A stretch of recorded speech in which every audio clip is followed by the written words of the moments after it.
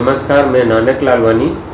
जैसा कि आपको ज्ञात होगा, अभी खार्किव में कई सारे बच्चे फंसे हुए हैं। कल खार्किव में ये स्थिति थी कि कम से कम 1000 से 1500 बच्चे स्टेशन पहुँचे थे, भारतीय नागरिक। लेकिन यूक्रेन के नागरिकों ने उन्हें ट्रेन में चढ़ने नहीं दिया, जिससे शाम को 6 बजे तक इंडियन एम्बेसी ने गाइडलाइन जारी की थी 6 बजे तक खार्किव छोड़ने के लिए। तो भागते भागते फिर शाम को 5 बजे के बाद बच्चे, जैसे इंडियन एम्बेसी ने एक जगह बताई थी पिसोचिन, वहाँ पिसोचिन पहुँचे। करीब 700 से 800 बच्चे कल से वहाँ, मतलब कल 2 मार्च से शाम को 7 बजे से वहाँ पे फंसे हुए हैं पिसोचिन में। और वहाँ पे अभी खाने वाने की व्यवस्था तो आज हो गई है, लेकिन आगे उनको क्या करना है या कब उनको वहाँ से इवैक्यूएट किया जाएगा या वो खुद ही उनको जाना है, तो किस साधन से जा सकते हैं, क्योंकि रोमानिया, हंगरी, पोलैंड, ये सब बॉर्डर वहाँ से 1000 से 1200-1300 किलोमीटर की दूरी पे है और रशिया बॉर्डर 30 किलोमीटर की दूरी पे है। तो इनको आगे कौन से बॉर्डर से निकलने हैं और कैसे निकलें, जैसे ट्रेन में इनको बैठने नहीं दिया जा रहा है और बसेस मिल नहीं रही है, और 700 से 800 बच्चे करीब पिसोचिन में हैं। तो मेरा निवेदन है भारत सरकार से कि इनको, बच्चों के लिए कुछ न कुछ निर्देश जारी किया जाए या कुछ मदद हो सकती है तो इन तक मदद ज़रूर पहुंचाई जाए। धन्यवाद।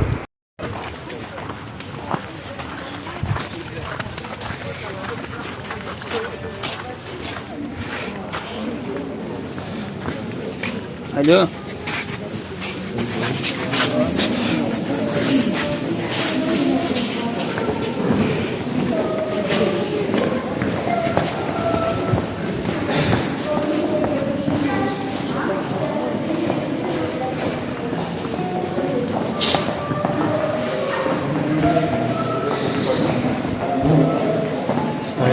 नीचे बैठेगा, झुकेगा नहीं।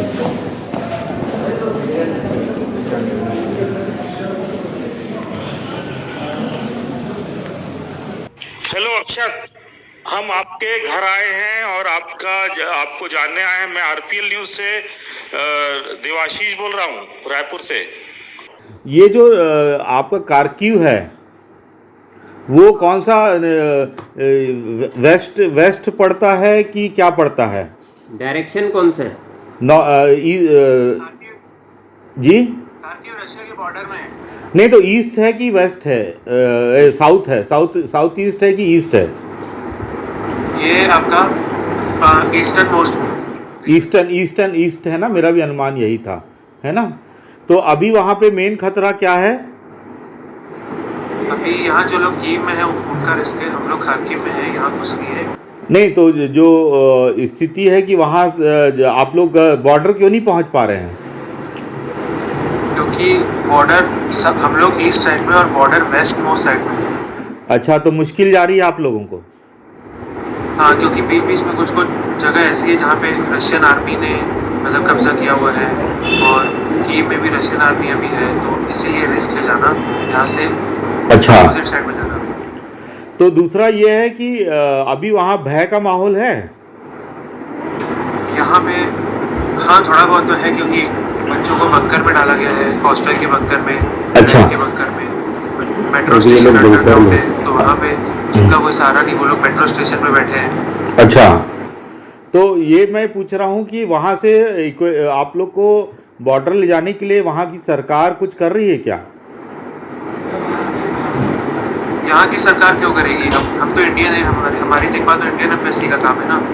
नहीं, तब भी है ना, वहाँ पे आपको बॉर्डर तक पहुँचाने के लिए भारत की सरकार के, भारत के सैनिक तो पहुँचेंगे नहीं, वहीं की कोई अथॉरिटी या वहाँ का कॉन्सुलेट जनरल या दूतावास करेगा।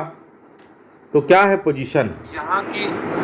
इंडियन एम्बेसी तो हमें ये कह रही है कि कुछ दिनों में वो कुछ, मतलब 1 हफ्ते करीब में वो हमारी बस का इंतजाम करके हम सबको बॉर्डर ले जाएगी, पोलैंड के बॉर्डर।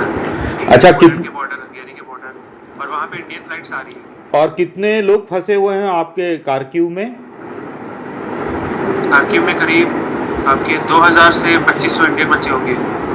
अच्छा, लेकिन आप लोग अकेले जा नहीं सकते हो क्योंकि बीच में कई जगह रशियन सेनाओं का कब्जा है। जी बिल्कुल। तो अभी कोई कुछ किसी प्रकार के प्रॉब्लम तो नहीं है? अभी बस यही प्रॉब्लम है, मतलब सारे बच्चे जल्द से जल्द बॉर्डर जाके वहाँ से इंडिया जाना चाहते हैं। अच्छा, इंडिया जाना चाहते हैं।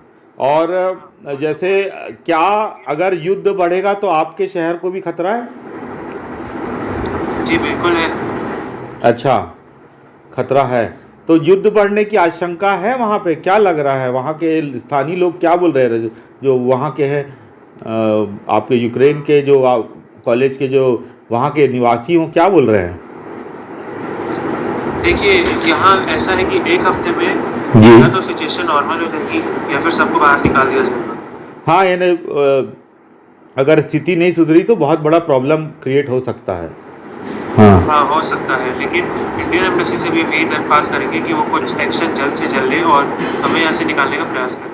हाँ, नहीं, भारत के रशिया से अच्छे रिलेशन है। मेरे ख्याल से रशिया भी आप लोग को इतनी जगह देगा, पैसेज देगा कि आप लोग बाहर निकल सके। कोई बहुत ने वो तालिबान जैसा देश तो है नहीं, है ना, है ना, तो तब डर रहता आप लोगों को।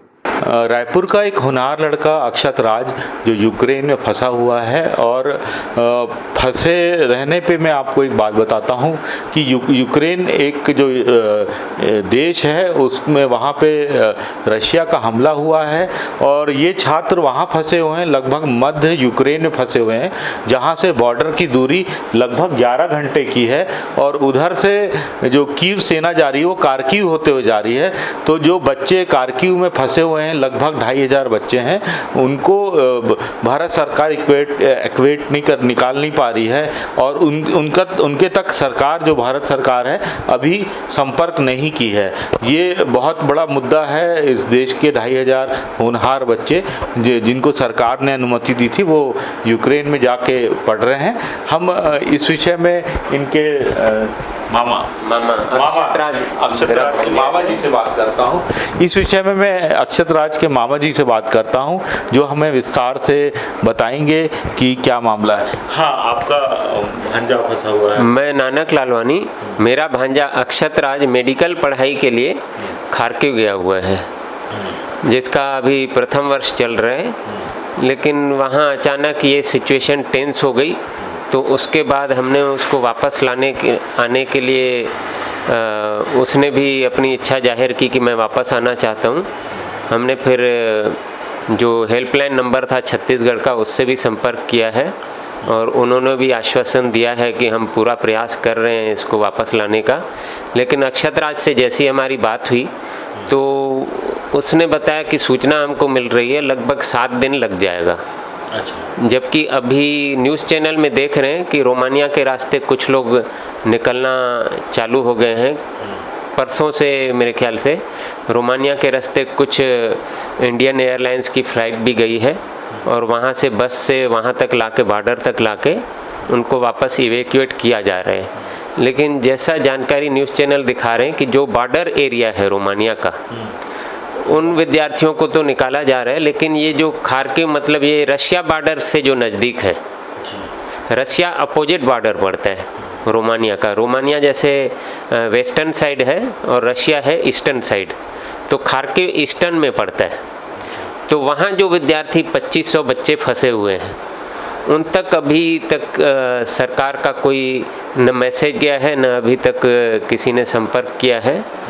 तो और चिंता, और खबर ये भी है न्यूज़ चैनल में कि वहाँ से रशियन सेना निकल रही है, जो ये का कारण बन सकता है कि अगर कीव जैसे अभी जो मेन टारगेट जैसे हम देख रहे हैं, इनका मुख्य टारगेट रशिया का कीव है। कीव जाने के लिए रशिया और कीव के बीच में खारकिव पड़ता है, और यहीं पे ये जो बच्चे फंसे हुए हैं खारकिव में हैं। तो खारकिव वालों को मेरे ख्याल से जो रोमानिया बॉर्डर पे बच्चे हैं, उनसे ज़्यादा चिंताजनक स्थिति इनकी है खारकिव वालों की। तो उन तक भी मेरी सरकार से गुजारिश है कि उन तक जल्द से जल्द संपर्क किया जाए, और इनको जो खतरे की सिचुएशन है वहाँ से जल्दी इवैक्यूएट किया जाए, ऐसी हम अपेक्षा करते हैं। लगभग वहाँ पे बच्चे को पढ़ने में कितने खर्चे आ जाते हैं लगभग? मेरे ख्याल से 28 लाख करीब रहना खाना सब करके फीस है वहाँ। रहना खाना सब अपने ऊपर है, कोई 10 लाख रुपए एवरेज, यूजुअली 40 लाख लग जाता होगा। बहुत बड़ी भारत की संपत्ति भी लगा जाए तो बहुत बड़ा विदेशी मुद्रा भी वहाँ गई हुई है। वहाँ जाती है, लेकिन कैसे करेंगे कि शिक्षा की यहाँ पे जितने इंफ्रास्ट्रक्चर हैं उस हिसाब से उतने ही बच्चे यहाँ की सरकार पढ़ा पाती है। उससे ज़्यादा अगर बच्चे हो गए तो उनको फिर विदेश जाना ही पड़ता है। ये तो अलग मुद्दा हो गया है, इसके लिए तो अलग से आप कुछ कर सकते हैं। पर वर्तमान जो मुख्य स्थिति चिंताजनक स्थिति है कि ये सरकार को, क्योंकि उनको बहुत बड़ी यूक्रेन सरकार को ध्यान देना चाहिए। अगर वो ध्यान नहीं देगी तो आने वाले समय में जो 20,000 बच्चे 40 लाख रुपए पर हेड देते हैं वो वहाँ की विदेशी मुद्रा है। तो इसमें यूक्रेन सरकार को भी ध्यान देना चाहिए कि बाहरी बच्चों को, सिर्फ भारत के नहीं पूरी दुनिया से बच्चे पढ़ने आते, उनको बाहर निकालें।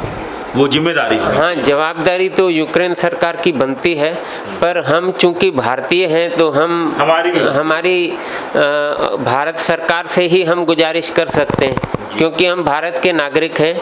हम वहाँ पढ़ने के लिए गए हैं और वहाँ अगर कुछ मुश्किल अगर होती है या परेशानी होती है, हम भारत सरकार से परमिशन लेके अगर कहीं पढ़ने गए हैं तो हम ये भारत सरकार से अपेक्षा करते हैं कि जब भी विदेश में अपन कुछ तकलीफ़ होती है तो एक्सटर्नल अफेयर मिनिस्ट्री से ही हम संपर्क करते हैं, क्योंकि उनका ये दायित्व, एक कर्तव्य बोलें या जो भी बोलें, उनका भी एक तरह से कर्तव्य बनता है। और हमारी जैसे बच्चा अपनी माँ से ही दूध मांगता है, किसी पड़ोस में जाके दूध नहीं मांगता। सही है। अपनी माँ की जवाबदारी रहती है और अपनी माँ से ही, जैसे हमारी भारत माँ के हम बच्चे हैं तो भारत सरकार से ही हम अपेक्षा करते हैं सबसे पहले कि वही जो हमारी माँ है हमको दूध पिलाएगी। तो इसीलिए भारत सरकार से हमारा पूरा मतलब ये अपेक्षा है कि जल्द से जल्द उनको रेस्क्यू करेगी।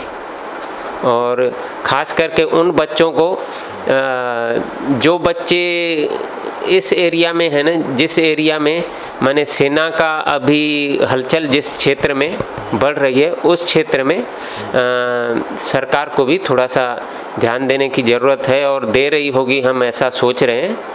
और नहीं भी दे रहे हैं तो उधर थोड़ा सा ध्यान देना चाहिए। मैं नानक लालवानी और मेरा भांजा अक्षत राज, मैं रायपुर छत्तीसगढ़ में रहता हूँ। यहाँ से मेरा बच्चा पढ़ने गया है। अभी हम बात कर रहे थे नानक लालवानी जी से। कैमरामैन हरीश के साथ RPL न्यूज़ से देवाशीष, रायपुर छत्तीसगढ़।